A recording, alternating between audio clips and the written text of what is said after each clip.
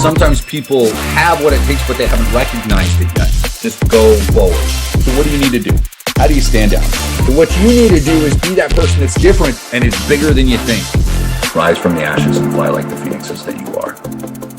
Good afternoon, Andrew. Welcome, Forrest. All right. Good morning, everybody. This is Andrew David. This is Blake Newmark's Partner Program.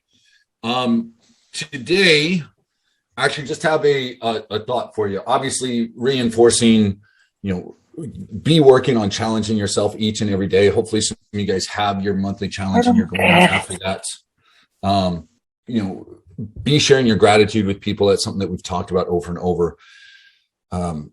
Next week, we have guests Tuesday, Wednesday, and Thursday. And I'm looking for Friday as well. I should be able to get someone for Friday, but I'm confirming that. So we have Darren is going to be on the 14th. On the 15th, we have Henry Sims, who's one of the co-owners of Sims Media, son of Steve Sims, author of Blue Fishing. So really cool kid. He's in his late 20s. So he's not exactly a kid, but he's doing great. Excited to have him on. And then Tara is going to be joining. Had such a cool, actually copywriting session with her this morning, kind of going over some copy for a new video sales letter that I'm working on and just being able to kind of go back and forth with her. Find people, guys, find a way to build relationships with people that not just help keep you accountable, but help you grow, right? I've known Tara now for, 4 years-ish, 3-4 years. And we still never met in person. We get on a call once in a while. Sometimes it's on Zoom. Sometimes it's text. Sometimes it's just an audio clip. She's one of the people that I've shared appreciation for. But we both have a way of kind of lifting each other up and growing. So it's cool. Find somebody like that you can grow with. I know some of you guys are doing that here within the group. Just keep doing it. Okay. So just a quick thought today. I want you to think about, some of you guys remember, if you haven't yet, go back and watch a training I did on the Phoenix moment, right? That moment of, and I call it the Phoenix moment. It is that moment where you are rising up, something that is just fantastic, something that happens, kind of that snapshot of something really cool that happened in your life where you felt on top of the world, right? I'm not going to dive into it too long here. If you haven't yet, then go to YouTube, scroll back through, look for the Phoenix moment on my channel. I think it's a pretty cool training in there.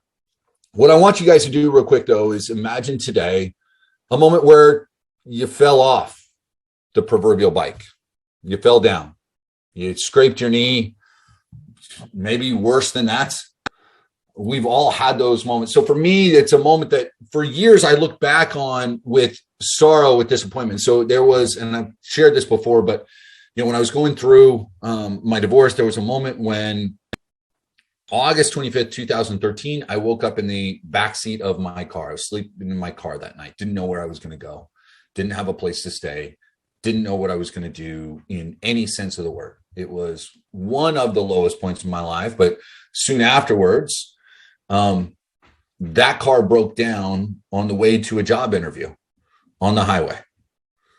Right? I had a couple months after sleeping in the car, I got let go from the job that I was in, unemployed for a little while, finally get a job interview. On my way to the job interview, the car breaks down in the middle of the highway. And I just remember getting out of the car, standing on the side of the highway as all these cars are flying by me. The clutch had gone out. And I just remember sitting on the hood, like laughing, crying to myself, like, what is going on? So that was, for me, one of those moments where I fell off the bike. I didn't know what I was going to do. I didn't know how I was going to get back on. It was that moment in the race where you just go, am I going to be able to take another step? Am I going to be able to get back up? Am I going to be able to keep going forward? All of us have one or maybe multiple moments like that. You got something. I want you to think about it today. But I want you to think about it, hopefully, in a little bit different way. I don't want you to look at it and go, man, that was a low point. I want you to recognize that you did, at some point, get back on the bike. You got back up. You took another step. And you've continued walking. And you're still here now. Maybe some of you guys are going through that right now. Maybe it's one of those moments where you go, I don't know what the hell is going on. I can't seem to get things the way they need to be. Keep walking. I want you to look at that moment, and what I want you to think about, instead of the despair, the frustration, the anger, the hurt, the pain, whatever it was that you felt at that moment, I want you to think about what made you get up. What was it? For me, it was, it's a combination of things. It was recognizing that I couldn't sit on the side of the road forever and still take care of the kids. I couldn't continue living my life spiraling down and look at myself in the mirror. And it took more than just that realization to actually get up and move, but there was a number of different things that helped me do that. Friends, family, mentors, books, the gym. Gym became my therapy. Actual therapists. Turning away from the constant Taco Bell and pizza and starting to change my diet and my health habits. All sorts of things. But I want you guys to think about what it was for you that got you out of that hole. Think about that today.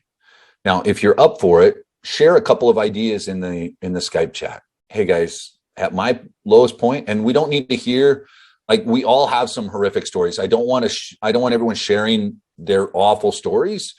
I want to focus on the positive stuff today. So share in the Skype group and go, this is something that I've used. This book, this quote, this scripture, this prayer, this song, this exercise, walking along this lake, this body of water, this stretch of the forest, these shoes that I put hundreds of miles on walking, right? Somebody's got something. For me, for a long time, I sit here and yeah, I'm in Florida and it's 80 something degrees today, but the AC gets kicked up because someone in the house really likes it nice and cool.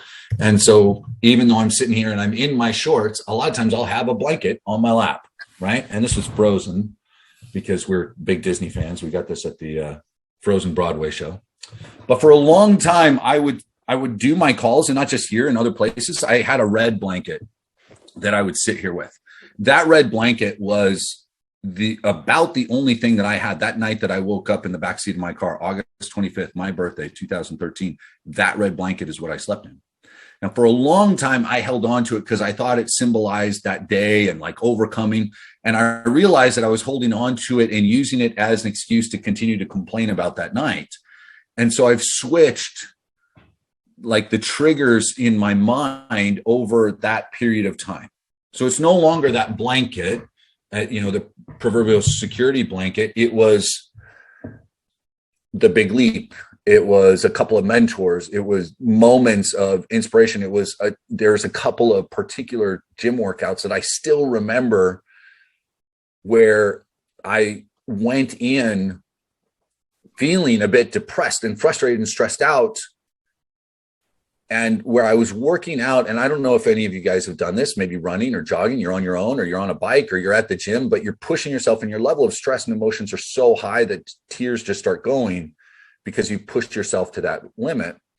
I remember specifically some of those workouts, but it was pushing through that at the gym that got me where I wanted to be. Now, some of you guys may not have one of those moments right now, and hopefully, more than just a couple of you have lived your life in a way where you don't have too many of those moments, but a lot of us do.